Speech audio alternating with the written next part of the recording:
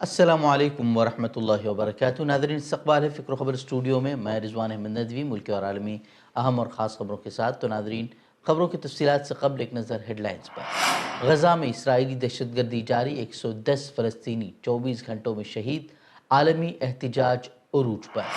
दिल्ली के वसंत विहार में Audi car ने फुटपाथ पर सो रहे 5 मज़दूरों को कुचला, मुलजिम गिरफ्तार। यूपी में कांग्रेस एमपी इमरान मसूद के खिलाफ गैर ज़मानती वारंट जारी। 2007 के बदउनवानी केस में अदालत ने पेशी का दिया हुक्म। कांवड़ यात्रा रूट पर यूपी हुकूमत का QR कोड को लाजिम करने का मुतनाज़ा फैसला सुप्रीम कोर्ट में चैलेंज। पिछली बार हुकूमत को अदालत ने लगाई थी सख्त फटकार। बिहार में इंतखाबात की हिकमत अमली, महागठबंधन की अहम मीटिंग, सीटों की तकसीम पर चर्चा। आसाम की हेमंत बिस्वा शर्मा हुकूमत ने गैर कानूनी मकानात के नाम पर हज़ारों मुस्लिम बंगाली ख़ानदानों को किया बेघर। इंसानी हकूक़ तंजीमों ने की शदीद मज़म्मत। ईरान अमरीका के साथ जौहरी मुज़ाकरात की बहाली के लिए तैयार, लेकिन क्या ईरान की शर्त अमरीका को होगी मंजूर?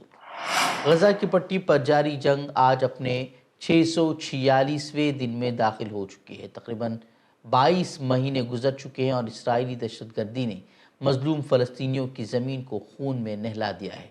पिछले 24 घंटों में इसराइली बमबारी ने मज़ीद 110 फ़लस्तीनियों की जान ले ली है, जिसमें 34 इमदादी कारकुन भी शामिल हैं।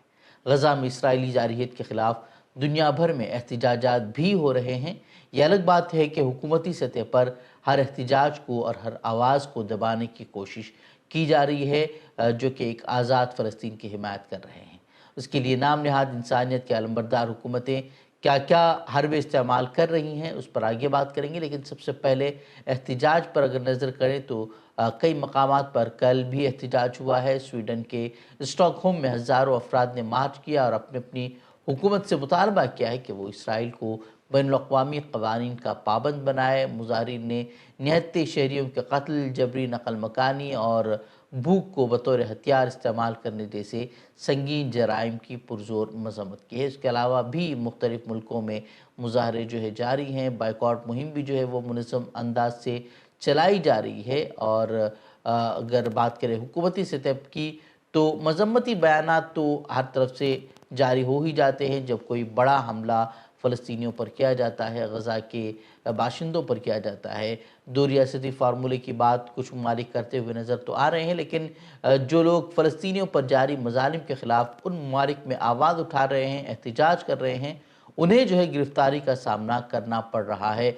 कई ऐसे क़वानीन के नाम पर उन्हें गिरफ़्तार किया जा रहा है, जो कि काबिल मज़म्मत है। बरतानवी हुकूमत तो फ़लस्तीनी हामी मुज़ाहिरीन को गिरफ़्तार करके उन्हें 14 साल कैद की सज़ा देने पर जो है वो गौर कर रही है। उधर जंगबंदी के लिए जारी जो मुज़ाकरात हैं, दोहा में जो मुज़ाकरात हो रहे हैं, एक बार फिर जो है वो रुकावट का शिकार हो चुके हैं। फ़लस्तीनी और इसराइली ज़राए दोनों का कहना है कि बातचीत इस नुक्ते पर आकर फंस गई है, जहां इज़राइल जो है अपनी फ़ौज को गज़ा में मुस्तकिल रखने की ज़िद पर कायम है और हमास की जानिब से जो है इस शर्त को कबूल करने का कोई मतलब नहीं बनता।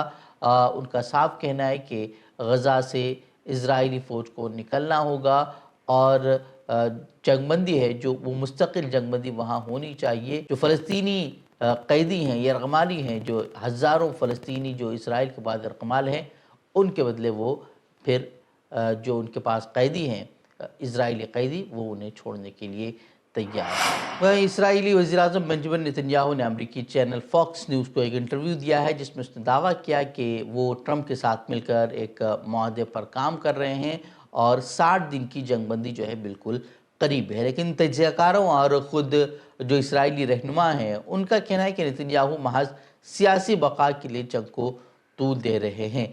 याइर गोलन जो कि वहाँ के अपोजिशन लीडर हैं, उनका कहना है कि नेतन्याहू, स्मोट्रिच और बेन-गुवियर जानबूझकर जो है अमन मुआहदों को सबूताज़ कर रहे हैं और अब उनकी हुकूमत को गिराना नागुज़ीर हो गया है।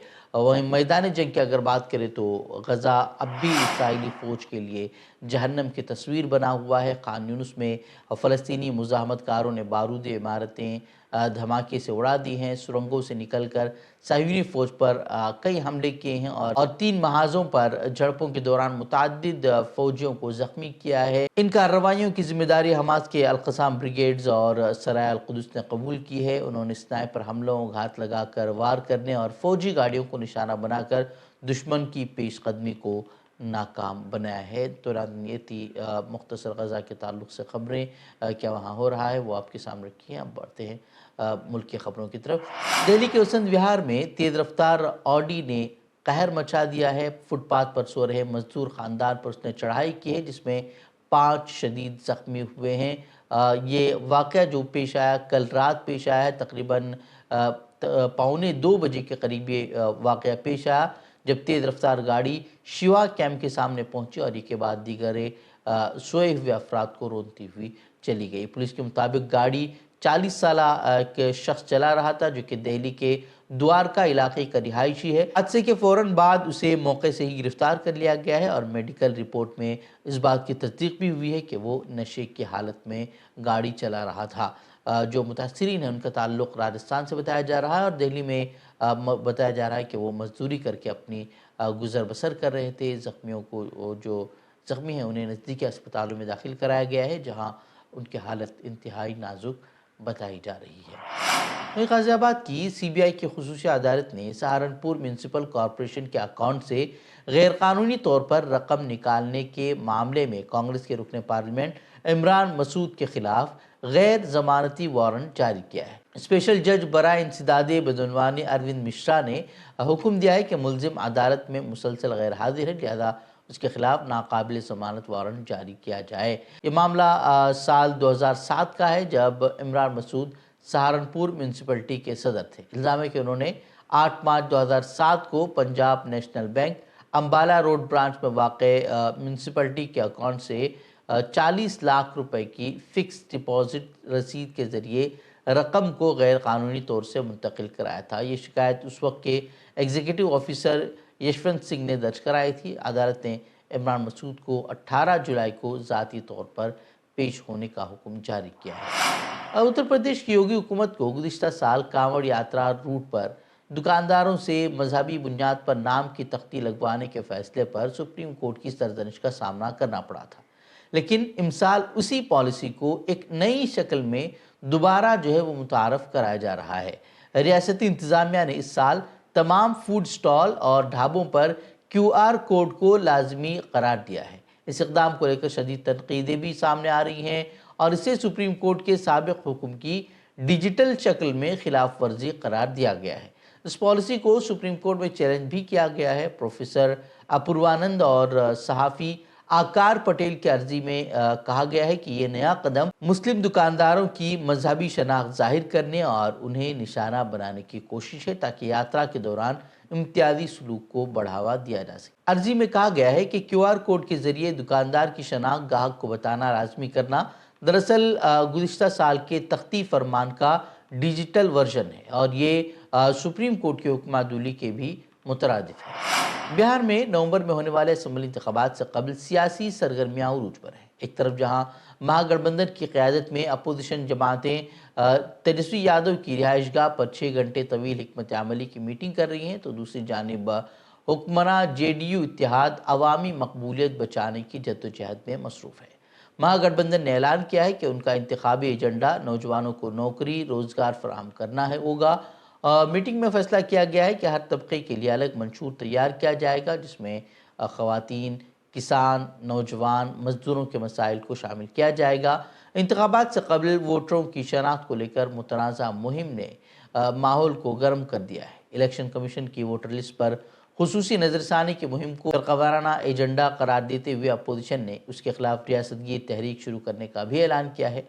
अपने इक़्तिदार को बचाने के लिए दूसरी जानिब जो है नीतीश हुकूमत फलाही ऐलानात की बारिश भी कर रही है। ख़वातीन के लिए सरकारी मुलाजमतों में 35% रिजर्वेशन का ये भी फ़ैसला लिया गया है। उसके बाद अब जो है हुकूमत जल्दी 100 यूनिट मुफ्त बिजली की स्कीम का भी ऐलान کر سکتی ہے، جس کی فائل وزارت مالیات سے منظوری بھی پا چکی ہے۔